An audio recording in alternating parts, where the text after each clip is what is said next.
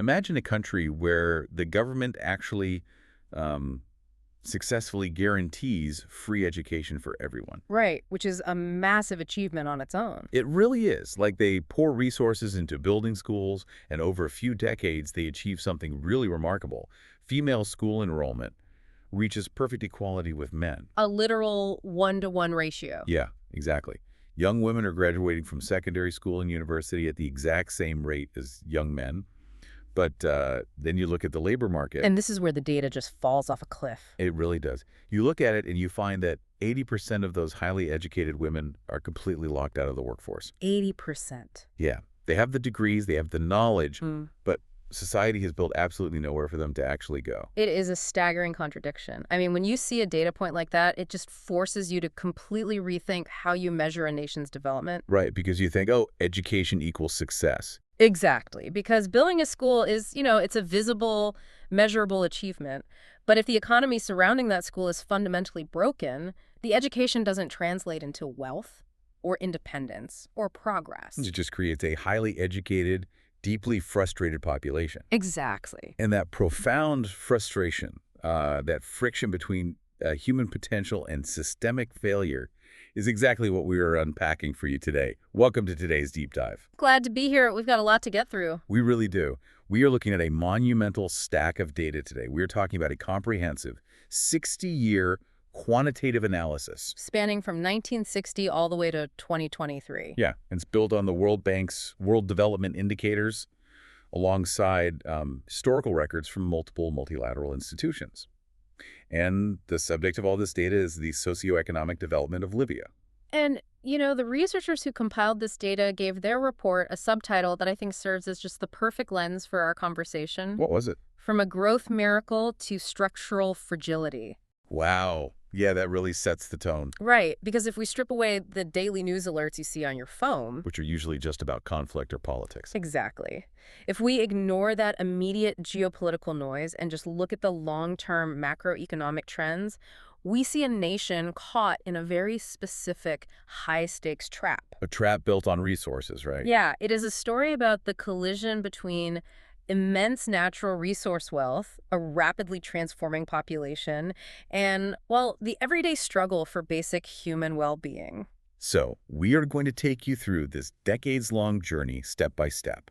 We'll start by looking at the physical constraints of the land itself. Because the geography literally dictates the economic ceiling. Exactly. Then we need to examine the mechanics of their economy, specifically why having, too much oil might actually be the reason they have nothing else. The famous resource curse. Right.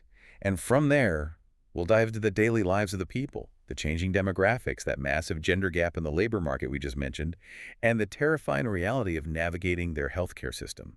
And finally, we will trace all of these symptoms back to the root cause, which is how the state itself is governed. So let's start with the land, because to understand the economic choices a country makes, you always have to start with the physical hand it was dealt by nature. Right. Geography isn't just a backdrop. It is the primary engine or the primary constraint of early economic development. And when we look at the data for Libya, the physical constraints are absolute. Let's visualize the map for a second. Libya is massive. Oh, it's huge. It spans roughly 1.76 million square kilometers. To put that into perspective for you, that is larger than the state of Alaska. It is the fourth largest country on the entire African continent. Right, so you picture this vast, sprawling nation. But the data reveals a shocking reality about all that space. Out of 1.6 million square kilometers, only about 1% is arable land. 1%. 1%. You have this vast, expansive territory. But agriculturally, the door is essentially nailed shut. Yeah, and the implications of that are immediate. You cannot feed a modern, growing population on 1% arable land. It forces a country into immediate, heavy reliance on external markets just to survive. They literally have to import their calories. Exactly. But the constraint goes even deeper than the soil. It goes all the way down to the water table. The data on annual renewable freshwater resources is incredibly bleak. Like, how bleak are we talking? The country generates only about 0.07 billion cubic meters of renewable freshwater a year. Which is basically nothing for a country that size. So what do? I mean, they're forced to mine for water, right? They're essentially doing exactly that because surface water, rivers and lakes is practically non-existent.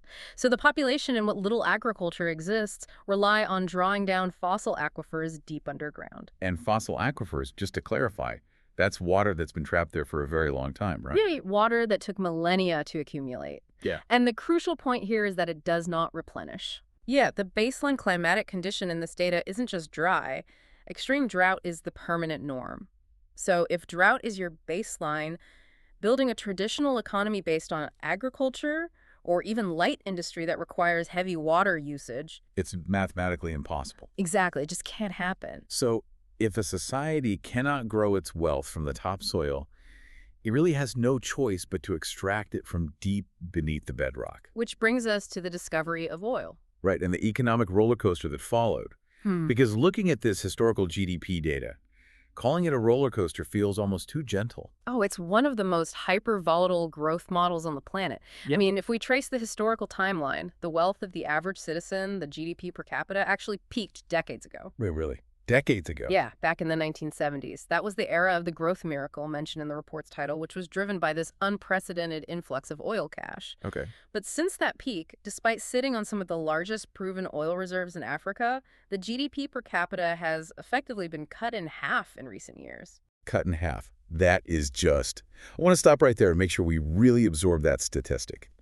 Because the data shows a 50.3% economic contraction around the year 2011. A 50.3% drop. Yeah. Half of the entire country's wealth just vanished in 12 months. How does a society even physically function the day after that happens? It barely does. Right. We aren't talking about a recession where the stock market dips and unemployment goes up a few points. We're talking about supply chains instantly freezing, banks closing their doors. Ships refusing to dock at the ports. Exactly. The absolute evaporation of the mechanisms that allow people to buy food or get paid. It is total systemic paralysis. When an economy contracts by 50%, the formal market basically ceases to exist, and people are thrown into a localized survival economy. But then looking at the data, there is this massive spike right after. The data shows a massive extreme statistical rebound in 2012. Right, where growth shot up by over 100%. But we have to interpret that very carefully, don't we? That 2012 spike does not represent organic economic healing. Not at all. It's not like they suddenly built thousands of new factories or invented a new technology that year. The oil pumps just got turned back on. Precisely. This is what economists classify as a fractured, non-typical growth model. Non-typical is a good way to put it. Yeah, because the economic pulse of the entire nation is synchronized with two variables and two variables only: political stability and the volume of oil flowing through the terminals. Nothing else matters. Right. In a diversified economy, say, a country that exports software, manufactures cars, and has a strong tourism sector, a massive shock to one industry is buffered by the others. There is a shock absorber. Exactly. But here, there is zero buffer. Every single political disruption translates instantly into a macroeconomic earthquake. So the entire national machine runs on a single type of fuel. And that brings us to a really counterintuitive concept the report highlights. Because this massive reliance on oil doesn't just neglect other industries. No, it actually harms them. Right. The data shows it actively prevents other types of wealth from growing. The report calls it a rent-seeking economy. The data paints a very clear picture of what happens when a country lives off resource rents.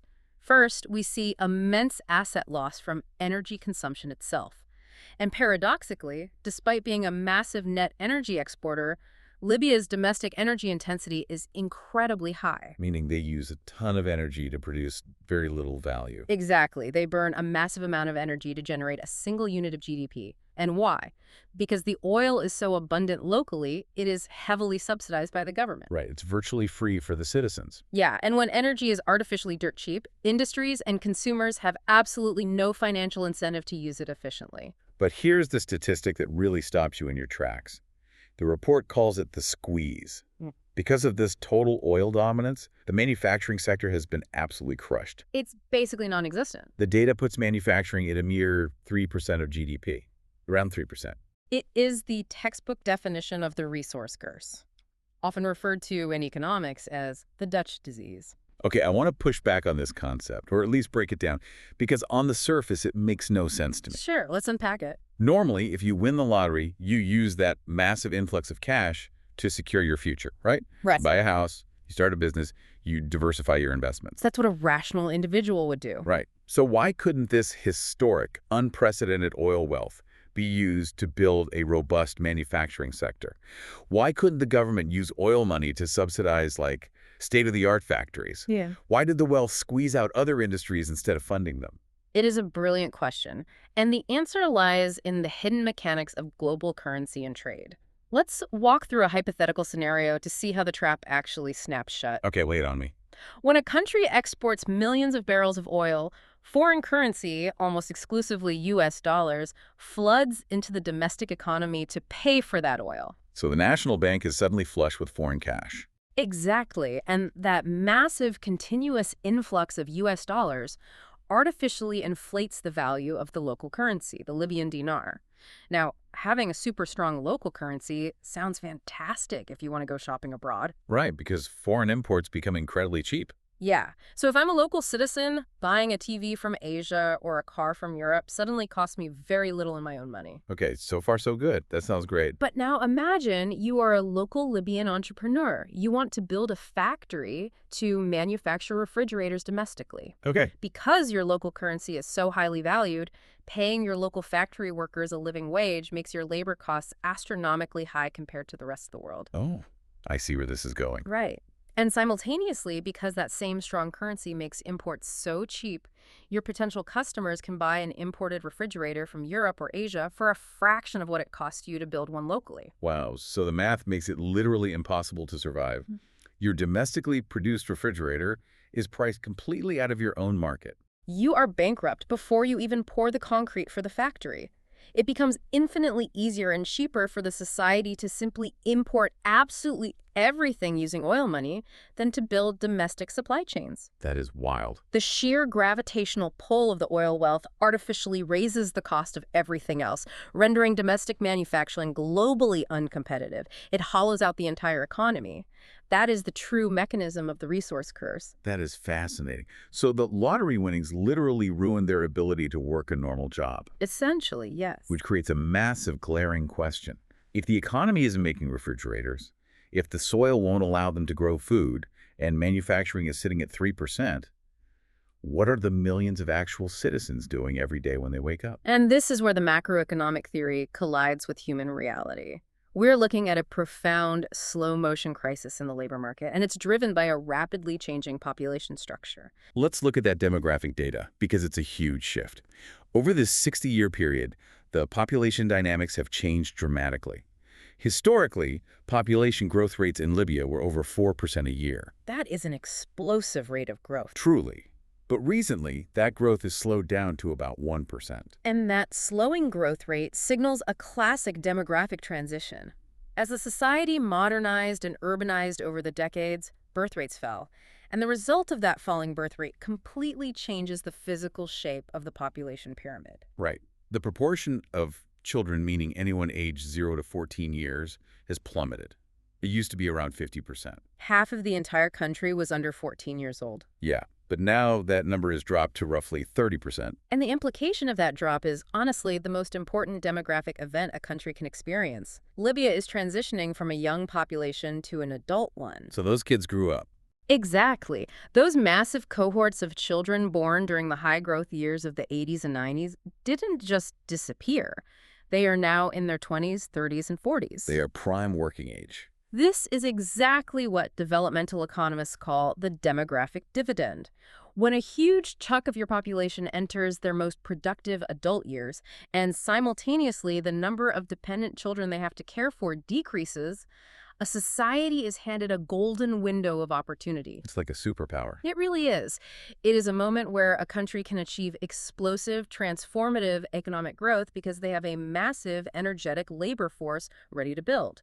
But we just established the math. They only export oil, they can't farm, and manufacturing is essentially dead. Right. So where does this massive army of energetic adults actually go to work? The data provides a staggering answer.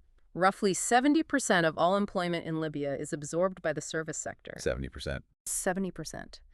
In the absence of a manufacturing base, without a viable agricultural sector, and with the private sector completely suffocated by the resource curse, the service sector becomes the only sponge available. And just to be clear, what does service sector actually mean in this context? In this specific context, service sector is heavily skewed toward public administration. It means government jobs, jobs funded directly by oil revenues. Okay, I try to picture this like a massive corporation. Imagine a company that just acquired a brilliant, highly capable adult workforce. That's the demographic dividend. Right. But management was so distracted by their one profitable product that they completely forgot to build the offices, the assembly lines, or the logistics hubs for these new employees to actually work in. That is a tragically accurate analogy. So millions of people clock in, but there's no actual production to be done. They are just lingering in the break room. They're collecting a paycheck, but they aren't generating new value. That break room is the 70% service sector. It perfectly describes a disconnected demographic dividend. A society aging into adulthood should be at the absolute peak of its productive power, but the state is merely using oil rents to pay public sector salaries just to keep people artificially employed, To keep them busy. to prevent immediate starvation, really. But it squanders the human capital. And the data reveals an even darker layer to this squandered potential when we look at who actually gets to sit in that break room. The gender divide. Yes. The report features this stark dumbbell chart mapping out the gender gap in the labor market. It shows female labor force participation hovering at a mere 20 to 25%. It's incredibly low. Meanwhile, male participation sits at 60 to 70%. That massive gap represents a systemic failure to utilize human capital. I mean, if you have a demographic dividend, but societal structures or state mechanisms actively restrict half of that population, the women, from entering the productive economy, you are operating your nation at a fraction of its true potential. And what terrifies me looking at this demographic data is that this isn't just a lost opportunity today. It is a ticking time bomb for tomorrow. Oh, absolutely, because that massive adult population will eventually age out of the workforce. They will hit their 60s and 70s. And then what? Exactly. If they haven't spent their prime years being highly productive, generating savings, and paying taxes into a diversified economy, there will be absolutely no domestic wealth generated to fund their pensions or their health care. They'll just be stranded. This demographic shift, if left disconnected from real economic production, will eventually crush the social security systems. Okay, so hearing all of this, the completely hollowed out manufacturing sector, 70% of the workforce crammed into oil-funded government service jobs, and the massive exclusion of women from the labor market, you would be completely forgiven for assuming this is a failed state that just ignored its citizens for 60 years. You would think so, but the data throws a massive curveball here. It really does. We reach a profound paradox when we look at human well-being, specifically education and health. The historical data deeply complicates the narrative of pure state failure because, structurally, the state actually utilized those oil rents to make massive historical investments in its human capital. The educational data is a perfect example of this. Looking historically, primary school gross enrollment once exceeded 100%. Right, which means basically every single child was in the system. They didn't just hoard the oil money. They made a massive, highly successful push for universal access to basic education. They physically built the schools in every community. And if we look at gender equality within that education system, the Gender Parity Index, the GPI for secondary school transition, currently sits at or very near 1.0. Which means perfect statistical equality. Exactly. Young women are transitioning into secondary education at the exact same rate as young men. So from a purely infrastructural and access standpoint, the historical investments were incredibly effective. They successfully educated the population. But. There was a but. There is always a but. However, the modern data also flags a critical fragility. Educational expenditure has become highly volatile due to the economic roller coaster we talked about earlier, and actual learning poverty, which measures the qualitative outcome, the actual comprehension and literacy, remains a severe hurdle. So they are in the seats, but maybe not getting the best quality education anymore. Right. And we see that same paradoxical tension. Massive historical progress suddenly fracturing under modern pressure when we look at the healthcare data. The health data is fascinating. Historically, there have been steady, impressive rises in life expectancy, right alongside corresponding drops in infant mortality. People are living significantly longer, healthier lives than they did at the start of this data set in the 1960s. But by artificially increasing life expectancy without fully modernizing the underlying systems, the state created a new, much more complex problem. What do you mean? The data shows a profound shift in health risks. Because citizens are living into adulthood and old age, the dominant causes of death are no longer preventable childhood infections. Oh, because they survive those now. Exactly. Today, non-communicable diseases, things like cardiovascular disease, diabetes, and cancer, count for roughly 20% of the death probability. And treating chronic diabetes or executing a multi-year oncology plan that is fundamentally different from administering a childhood vaccine. It requires a totally different universe of infrastructure. It requires specialized clinics, continuous access to cold chain pharmaceuticals, advanced imaging equipment, and highly trained specialists. Which they don't have. And this is exactly where the systemic fragility reveals itself in the data. The healthcare system is severely, dangerously strained. The data points out there are only 1.5 to 2.0 doctors for every 1,000 people. 2 doctors for 1,000 people. Yeah. Try to put yourself in the shoes of a citizen living in that reality. Imagine you get a complex diagnosis. Let's say a family member develops a severe heart condition. It's a terrifying scenario. You have a modern complex disease, but you are relying on a fractured, understaffed medical system that cannot provide the specialized care you need. So what do? The data captures exactly what happens next. A sharply rising risk of catastrophic medical expenditures. You are forced to bypass the broken public system entirely. You have to. Families are forced to seek private care, or very often they must fly to neighboring countries like Tunisia or even to Europe to get the surgeries or treatments they need. Like of their own pockets. Exactly. And this drains entire family savings accounts overnight, pushing people into debt and creating massive inequality in health outcomes based entirely on who can afford to buy a plane ticket for healthcare. Let's synthesize this because the contradiction is just glaring. We started this deep dive with that incredible statistic. Gender parity in secondary education is basically 1.0. Right. Women are getting educated at the exact same rate as men. But the labor market data shows only 20 to 25% of women actually working. If they have the degrees, why aren't they in the workforce? Where does the system break? This is the ultimate tragic paradox of the rentier state model. The state successfully provided the input. They used the oil wealth to physically build the schools, mandate universal attendance, and create a highly educated generation of women. But they completely failed to build the output. Precisely. They built a conveyor belt that drops highly educated citizens off an economic cliff. Because there are no jobs. There is no dynamic private sector for them to join. The only available jobs are in the bloated, oil-funded government bureaucracy. And when jobs are artificially scarce and controlled by the state, traditional societal norms often dictate that those limited positions are handed to men. Wow. The state modernized its schools but refused to modernize its economy, leaving millions of women with degrees but absolutely no autonomy or economic mobility. It's like building a state-of-the-art university on an island, but refusing to build any bridges or buy any boats. You can get your degree, but you can never leave the island to use it.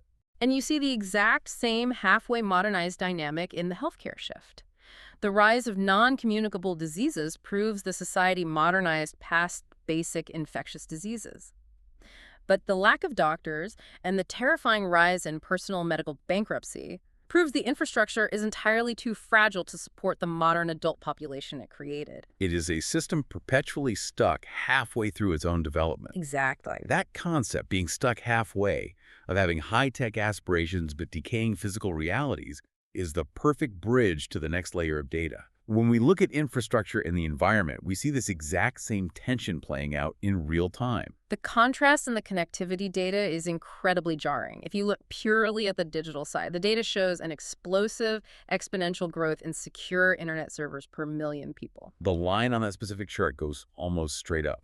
It tells you that the population is hungry for the modern world. They are highly connected. They are engaging with the global digital economy. They are online. But then you look at the physical infrastructure required to power that digital life. The data shows that electricity transmission and distribution losses sit at around 20%. Wait, 20%. 1/5 of all the electricity generated by the power plants just vanishes before it ever reaches a home or a business. Yes, 20% just gone. How does that actually happen mechanistically? Is someone stealing it? Well, non-technical losses like unmetered connections play a small role. The vast majority of that 20% loss is purely physical decay. Oh, like broken wires. It is aging grid infrastructure, blown transformers, degraded transmission lines, and a systemic lack of institutional maintenance. The power literally bleeds out of the wires as heat because the physical skeleton of the grid is rotting. That is insane. And the data on broader physical connectivity mirrors this decay. Aviation transport and port container traffic fell off a cliff during the periods of political instability and are recovering at an agonizingly slow pace. So, to update our analogy, it is like a digital nervous system forced to run on an analog, decaying skeleton. You have a top-of-the-line smartphone in your hand, you can access the entirety of human knowledge, but the wiring in your house is so degraded that the charger keeps shorting out. And the physical road leading to the repair shop has been washed away for 5 years. Right. It is a profound structural disconnect between the digital aspirations of the youth and the physical reality provided by the state.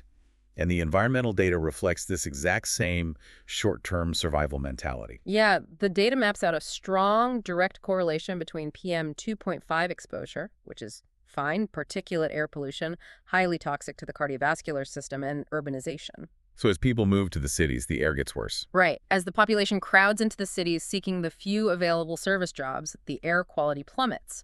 Furthermore, greenhouse gas emissions fluctuate wildly, matching the boom and bust cycles of the oil economy perfectly. But the most glaring, almost unbelievable data point in this entire environmental section is regarding renewable energy. Oh, this one is wild. Libya is a massive net energy exporter. It is geographically located in a region bathed in intense, relentless sunlight practically year-round. It's largely desert. Yet, the data shows an incredibly low, almost non-existent percentage of renewable energy use. This is where the data stops being just numbers and becomes a glaring indictment of institutional planning. Yeah, I mean, why wouldn't you just build solar panels? Because the high digital connectivity proves you have a population eager to embrace the future. But the decaying power grid, the crumbling ports, and the absolute refusal to invest in solar energy in a desert nation reveal a state apparatus that is entirely locked into a short-term fossil fuel survival mode. They aren't looking at the horizon at all. They're completely consumed by the immediate present. The government is just trying to keep the oil flowing today so they can pay the public sector salaries tomorrow to prevent social unrest. I think just keeping the lights on, barely. Exactly. There is absolutely zero institutional bandwidth or political will being dedicated to long-term sustainable development.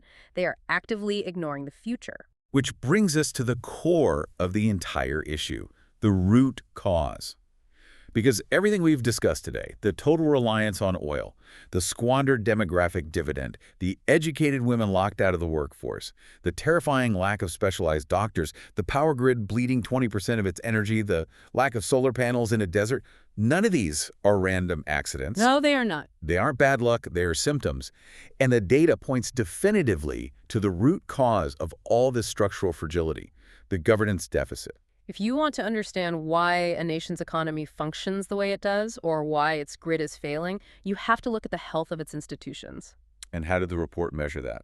The report utilizes the Worldwide Governance Indicators, or WGI, to measure this. They map the data on a radar chart, and the resulting picture is incredibly grim. The WGI ranks countries globally on a percentile basis, right?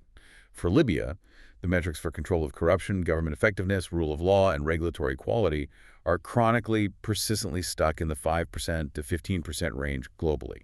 Which means that 85 to 95% of all other nations on Earth have stronger, more effective governance metrics in these areas. And there is one specific, glaring red flag in this WGI data. The scores for voice and accountability, which essentially measures how much, say, the citizens actually have in selecting their government and holding it accountable, hit rock bottom during specific historical periods marked in the data. This governance deficit is the core structural dilemma that binds every single symptom we've discussed together into a vicious cycle. Let's trace that causality, because it all links up. Okay, so oil price volatility drives constant macroeconomic uncertainty. Because the economy is constantly booming or busting, governance bottlenecks form, preventing the state from ever developing high-quality regulations. Okay, so bad regulations, then what? Because there is no regulatory quality or rule of law, the private sector cannot attract investment or grow. Right. Because the private sector can't grow, you have massive unemployment and rely on the state break room. Right. The 70% service sector. Exactly. And that massive unemployment, especially among the youth bulge, causes severe social tearing and instability, which loops right back around to disrupt the oil flow. I want to stop and deeply question the framing here, though. The report, like a lot of macroeconomic literature, calls this a governance deficit or an institutional absence. It frames it as a failure to build a proper system. That is the standard academic view, yes. Is it really a failure? Is it an absence? Or are these institutions actually perfectly designed to do exactly what they do, to distribute oil money to a select few in power, rather than build a sustainable nation for the many? Maybe the system isn't broken at all. Maybe it's working exactly as intended for the people running it. That is an incredibly astute observation, and it cuts straight to the heart of political economy. You are touching on the underlying mechanism of the rentier-state model we mentioned earlier. Let's fully explain the mechanics of how that changes a government's motivation. Yeah, please do, because it changes everything. In a normal, diversified economy, one without massive oil reserves, a government survives by taxing its citizens and taxing its domestic businesses. If the citizens are poor and the businesses are failing, tax revenue drops to zero and the government collapses. So they have to care about the economy. Therefore, the government has a vested, selfish, existential interest in building high-quality institutions. They have to build fair courts, good roads, and clear regulations so that businesses can thrive and citizens can get rich, simply so the government can collect more taxes. The government's survival is directly tied to the population's success. It's a closed accountability loop. No taxation without representation. Exactly. But in a rentier state, that entire accountability loop is severed. The government gets its money from outside the domestic economy by selling oil to foreign nations. Oh, so they don't need the citizens' taxes. It doesn't need its citizens to be highly productive. It doesn't need to tax them. And because it doesn't rely on their tax money for survival, it fundamentally does not need their political consent. So if the state doesn't need to tax local businesses to survive, it simply won't bother doing the hard, complex work of building an effective legal system or a fair regulatory framework to help those businesses grow. Precisely. Why would a ruling class invest decades of hard work into establishing complex regulatory quality or independent rule of law when all they really need to survive is an armed force to guard the oil wells and a bureaucracy to distribute just enough of the oil cash to the population to prevent a full-scale revolution? Wow, that is bleak. It is. The persistent lack of rule of law, that dismal 5 to 15% global ranking, is not an accidental oversight or a failure of effort. It is the absolute fundamental barrier to turning Libya's human potential into national prosperity. Because no one will invest without it. Right. You cannot build a modern, diversified economy without a reliable, transparent legal system. Investors will not build factories, and local entrepreneurs will not risk their life savings to start businesses if the rules change arbitrarily overnight or if systemic corruption is the accepted norm. It all comes back to the foundation. You can have the massive wealth from the oil. You can have a young, vibrant, highly educated demographic dividend eager to work. But without the invisible infrastructure of governance, transparency, and the rule of law, none of that potential can actually be unlocked. And that leads us to the overarching academic conclusion of this massive 60-year data report. Which is? The tragedy revealed in the numbers is that Libya is a country with extremely high preliminary human development potential. The raw resources are undeniably there. And the people are there. The massive population of educated youth is there. The incredibly strategic geographic position right on the Mediterranean Sea, a stone's throw from European markets, is there. Right. But that immense national potential is being actively suffocated. It is being strangled by the dual forces of the resource curse and an enduring systemic failure of governance. So we've looked at the data. We understand the mechanisms of the Dutch disease, the tragedy of the service sector break room, and the accountability vacuum of the rentier state. We've diagnosed the structural fragility. What does the data say they actually need to do to fix it? Well, the report synthesizes all of this historical data into 3 very clear, data-driven policy prescriptions. The first is aggressive economic diversification. They have to break the addiction to the oil pipeline. They must actively, intentionally lower their reliance on oil rents because as long as oil dominates, the currency trap will continue to crush everything else. But what else can they do? They only have 1% arable land. The data suggests leveraging their incredible geographic advantage. They have a massive, beautiful coastline on the Mediterranean. They need to develop international transport, logistics hubs, and eventually a tourism industry. They must force capital into industries that require human labor, not just drilling equipment. Okay, that's one. The second prescription is governance reshape. Which is undoubtedly the hardest step, but the most vital.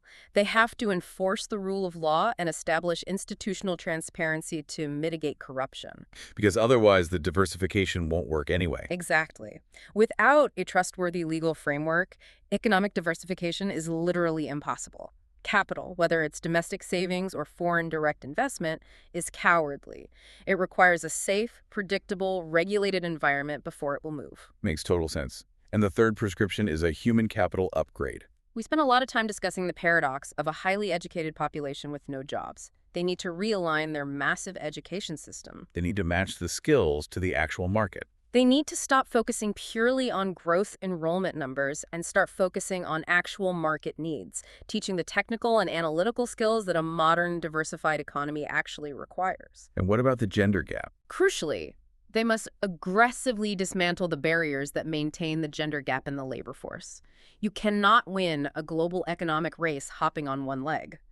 Bringing that massive population of highly educated women out of isolation and into the productive economy is not just a moral imperative, it is an economic necessity. We have covered a tremendous amount of ground today on this deep dive. From the reality of trying to build a nation on 1% arable land to the staggering trauma of a 50% GDP crash. That's a lot to take in. It really is. We've walked through the mechanics of the currency trap, the 70% of workers waiting in the service sector break room, the terrifying lack of medical specialists, and the grid bleeding 20% of its power into the desert air. It's a complex web of structural issues. Before we wrap up, we want to leave you, the listener, with a final provocative thought to mull over, something that connects all these historical data points to the immediate future. It's something to really reflect on. We've seen clearly from the demographic data that Libya's massive youth bulge is aging into adulthood right now. Millions of young people are entering their prime working years. Right, the demographic dividend. This creates a closing window for that demographic dividend. Mhm. These people need productive jobs, they need to buy houses, they need a viable future, and they need it now. They don't have decades to wait. But at the exact same historical moment, the global economy is slowly but undeniably beginning to pivot away from fossil fuels. The global energy transition is happening. Right, the world is moving toward renewables. So think about the collision of those two massive forces. If your entire society, your entire social contract, and your entire government structure is built entirely on distributing the cash from one single resource, Oil. what happens to that society when the immense pressure of millions of young adults demanding a future peaks at the exact historical moment the rest of the world decides it doesn't need your resource anymore? It is a profound ticking clock. The 60-year dataset isn't just a record of the past, it is a highly urgent warning about a rapidly approaching intersection. The demographic wave is going to crash into the energy transition. The data is complex, the mechanisms are murky, but the ultimate prognosis is crystal clear. The status quo has a definitive expiration date. Thanks for joining us on this deep dive.